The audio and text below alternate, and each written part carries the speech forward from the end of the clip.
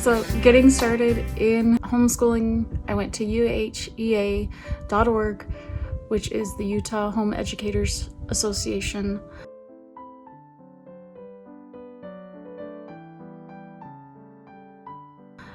And on their homepage, they have the affidavit that you can print out, and then you need to have it notarized. To get mine notarized, I just went to our city office and they notarized it for free. After that, I sent those documents to our county school district, and then that was it. They sent me the paperwork in the mail, so that you have your affidavit back, and their basically permission to homeschool your children, and that is good for several years. So you don't really have to do anything else after you've unenrolled your children. Families like mine who choose to do a hybrid homeschool experience, which I'll explain in a minute, then an affidavit through the state is not required. So hybrid homeschooling is when you do some of your subjects at home and others are taught at an institution that offer homeschool support. There's also some charter schools that there is no in-classroom instruction, and they just help by providing public school funding for you to choose your child's curriculum. Now, there are some limitations there. You cannot choose any Christian curriculum. You are doing a Christian curriculum, but it's PDF. It could help offset some of the costs for ink and paper, or supplies, or tech equipment, or memberships, or extracurricular classes. Those can all fall under that, and it's really great to have that financial support. But when you do sign up for those programs, you are technically a public schooling family, even though you're able to have the flexibility of being at a homeschooler. In Utah, for example, some of those programs are My Tech High and Harmony Ed, and I'll tell you a little bit about My Tech High, and then Kirstin will share about Harmony. We used My Tech High this last year, and it was great. The things that we used it for is he did a tech class through them of computer programming, which was great, and it was all online. And then they helped pay for his Ninja Warrior classes, an extracurricular for him. And we were also attending a private school called Family Lyceum, located in South Ogden. They helped to pay for about half of the tuition there. Every week, we just would submit a summary to them of what we had learned and done that prior week, and that was it. And then we were able to get reimbursed. We just held on to our receipts and submitted those.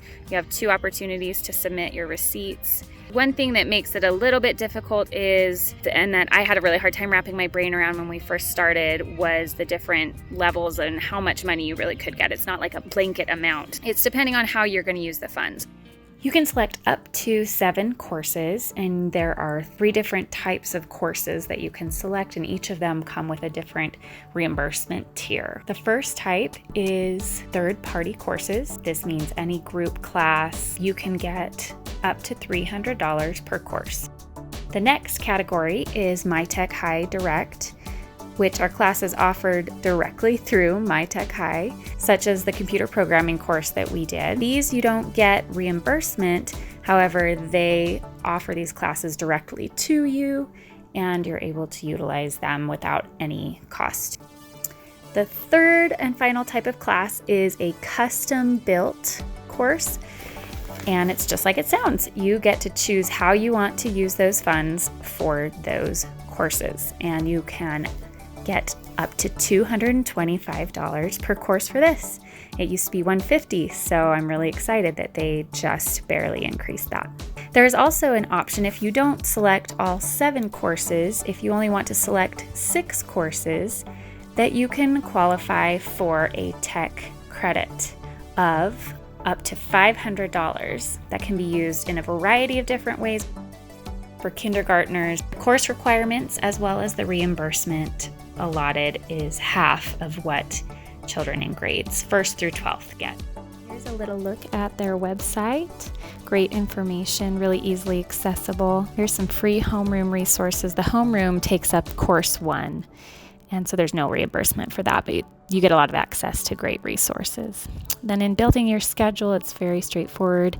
You get to select the type of course you want out of the 3 types, describe how you think you're going to use it, and then you just submit your schedule for their approval. They're very organized and responsive. That's been great.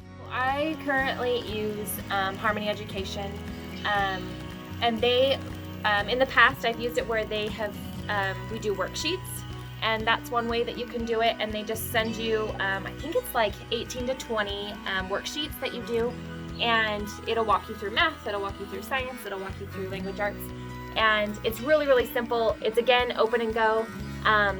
You need to have a curriculum to be able to teach these concepts if they don't already know them, or you need to kind of come up with creative ways to teach those concepts. So the concept may be telling time or multiplication, and the worksheet is just simply do these multiplication problems, and so you need to be able to teach those principles or those concepts. So the other way that you can do it is a portfolio version, and that's basically just reporting on what you've done for that week, and then quarterly you send in a video or a portfolio of the work that they've done. So kind of like, this is the cool art projects they've done, or this is, you know, some of the things that they've done with math. It doesn't have to be everything, but just a small portfolio of some of the things that they've done.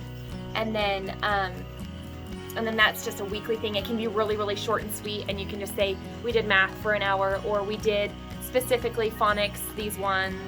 It doesn't really have to be, there's no specific outline for that. Yeah, I will be using Harmony again next year. I will not be doing the worksheets because I was using the Good and the Beautiful Open and Go, but then like they didn't always match up with the worksheets, and so I felt like I was teaching math here, and then I was teaching this random concept over here with worksheets. So I'm going to be doing the portfolio version where I'm just saying what I'm doing, and then I don't have to basically double up and do extra.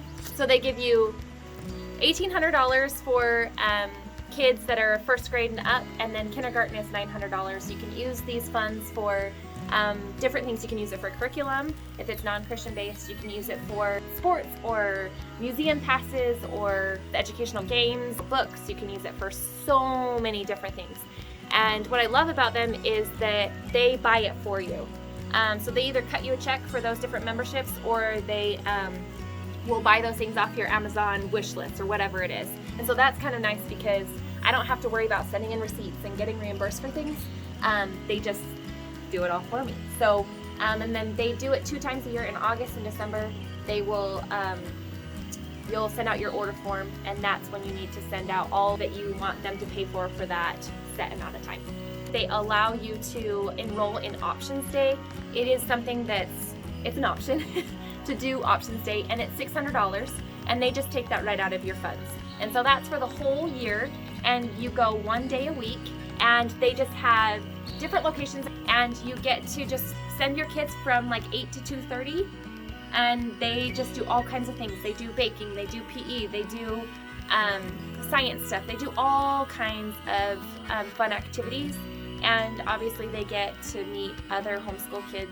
When we went to an in-person charter school the first year, it was so nice because I had a mentor that would help, because they were paying for all the curriculum.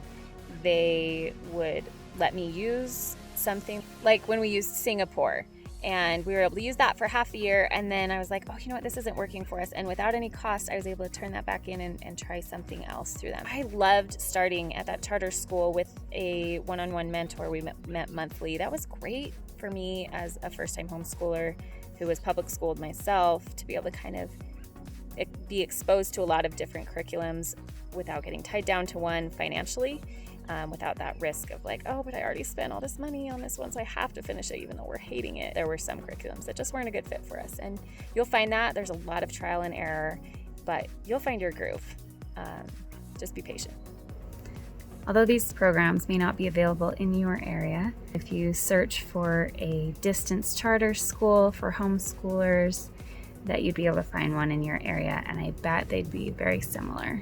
Some families I've talked to are deterred from doing a program because they want to be able to submit that affidavit to be counted towards the full-time homeschoolers. When you look at the statistics, it doesn't look like there's very many homeschoolers, but if you consider all the different various charter school programs that homeschoolers utilize, then there's a lot more. And so you have to keep that in mind when you see, I don't know what it is, I'll put it in here, but when you see that, sometimes it's like, oh wow, it's such a minority. Sometimes that's off-putting, but you have to remember that there's so many options that people utilize that may not be reflected in the actual numbers.